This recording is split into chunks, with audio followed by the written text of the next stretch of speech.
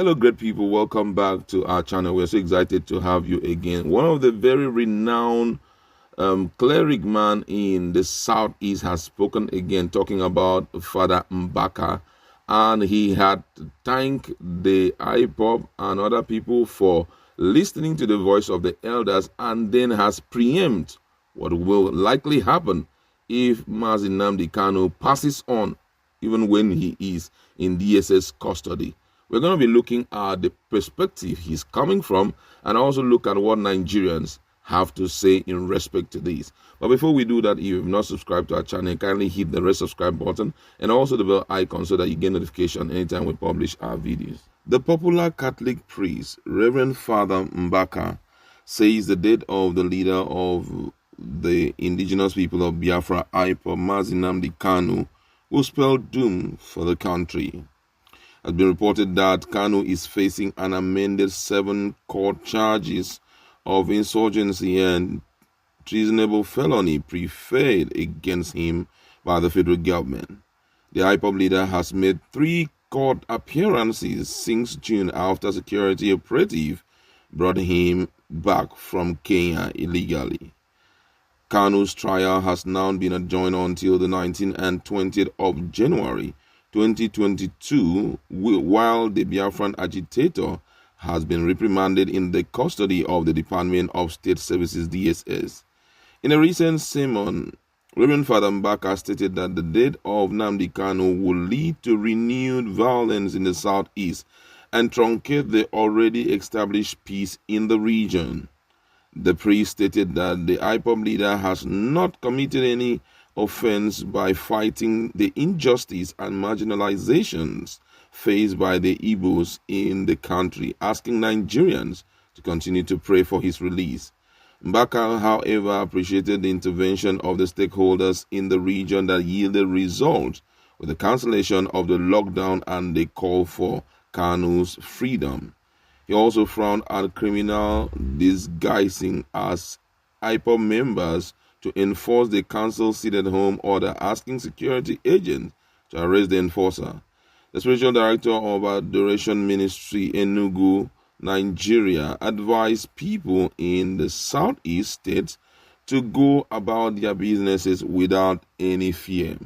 According to his words, and I quote, he said, "The leader of the indigenous people of Biafra, the hero Nnamdi Kanu, is expressing his empathy with the people of the southeast over what they are passing through. He came to know that Igbos are suffering because of him, and he would not wish that suffering to continue. Therefore, nobody should stop anybody from going to his or her businesses any Monday. All of us should keep praying for his release and work towards his freedom, because if he dies inside that place, it will cause more trouble. If he comes out, he will come out as a hero. We don't want him to die because it is not Nnamdi Kanu's issue. It is the issue that concerns the people that are suffering. Nnamdi Kanu is not asking the government to do anything for him. He is only speaking for the Igbo people."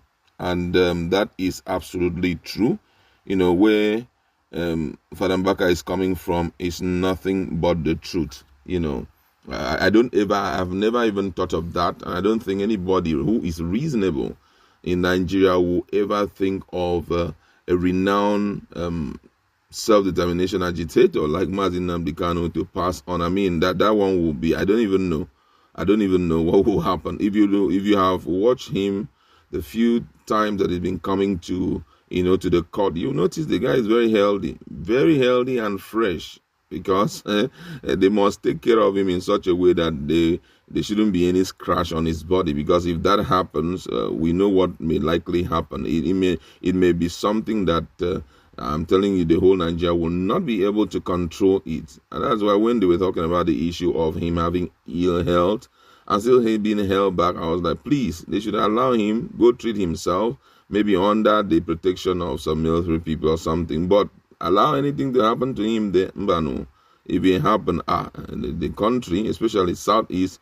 will be in a heavy tension that even the governors may not find it comfortable to be around. Don't forget that some few months ago, what happened to a point that even the state governors were very, very uncomfortable. We saw how a lot of people were brought down, though it wasn't even IPOB. But this time around, it was coming from some addicted supporters of IPOB, people who also came out with different names, with different faces, and they carry themselves and they sing that they are a part of the struggle and all of that, and they will not want anything to happen to him. So imagine if something happens to him. It's not something that anybody should wish it should happen. You understand? But then let's just look at what Nigerians have to say about the statement made by the renowned Reverend Father of the Southeast. And someone here says, sir, you don't try to predict this, because if it happens, then the whole world will see the venom of the Southeasterners. Another person here says, these are not things to even be discussed. We are looking at him being released, not anything happening to him, because doom will only be a word that can't even contain the rage of those people. Another person here says, they should be speedy move by the relevant authorities, especially his legal team, to bring him out of that place.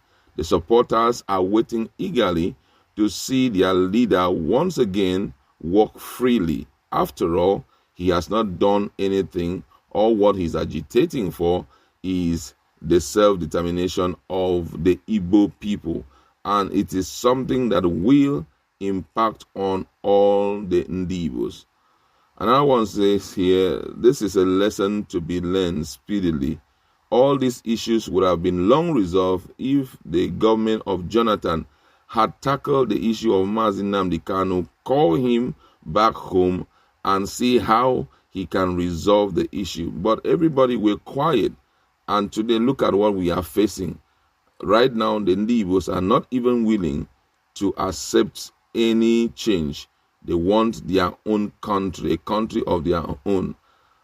Another person here says, we have to tread carefully with the current situation on ground, because the way I am seeing this current administration, they will not release him even till the last day in office, because they know that if they do, what they are going to see may be far more serious than the pressure of the whole.